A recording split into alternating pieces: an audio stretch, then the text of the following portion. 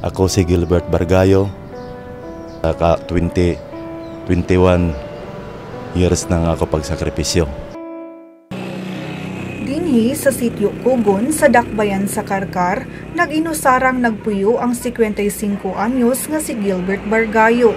Ang inilang magpalansang sa krus matag Biyernes Santo sudna sa 20 ka tuig. Tradisyon sa mga Katoliko ang magsakripisyo matag Semana Santa, sama sa pagpuasa.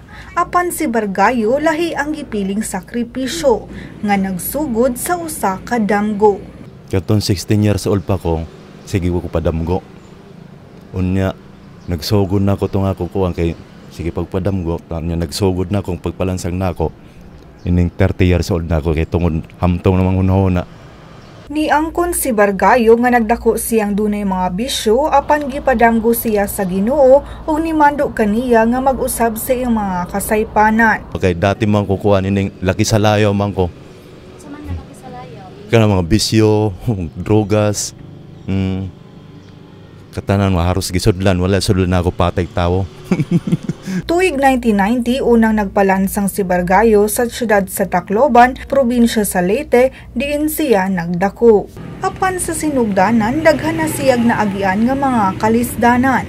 Lakip ni ini ang pagsupak sa iyang mga ginikanan, pagkalambigit sa ilegal nga drogas ug ang pagkabalhog sa pasangil nga pagpatay. Murder nga ako gitahapan nakapatay.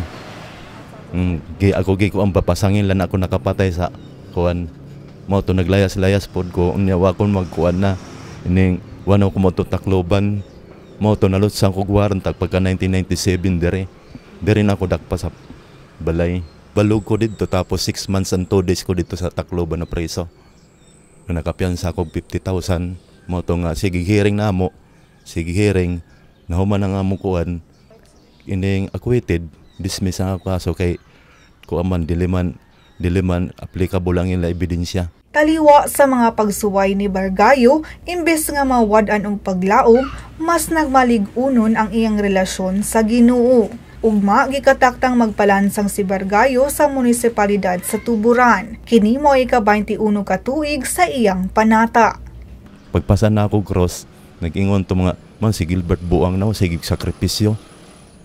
Mao to na challenge na ako ni ana pagkadugay na nila sa tinuod man diyang iya sakripisyo.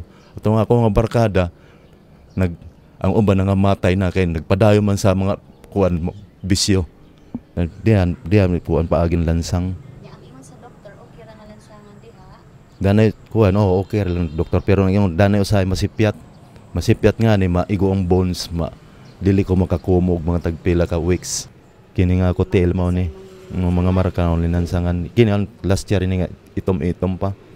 Pag-ibot mo, sisiw ang kuwan, dugo, kuling na ako. Kay katong ko, 9 years unta ko to nga maundang na, nagsaad naman ko di ko palansang, mao to na nag-ingo nga, no retreat, no surrender, kaya nga ako ko ang good, chapel.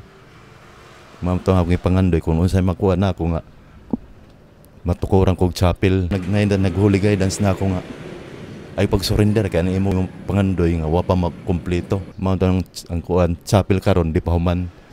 Pero nakatukod ang chapel mga gamay na lang kuan. Tiwason. Sa kasamtangan gitukod pa ang chapel ni Bargayo pila ka metros gikan sa iyang balay sa sitio Kugon. Kani first chapel ni sa Mabugnaw, mahuman ni siya. Sa among katigwangan ba? Mabatag mahuman ba nay masunod sa among mga anak gani? Mao na siya nga. Salamat mig mahuman. Kini ako mensahe karon nga sakripisyo, pagtuo ug pag-ampo, pagpasabot sa kausaban sa pagtugkad sa kinabuhi ug paghangad sa kahitasan sa maluluyon langit ug pag-usab sa bati nga kinaiya nga magsinabtanan sa mga katawan.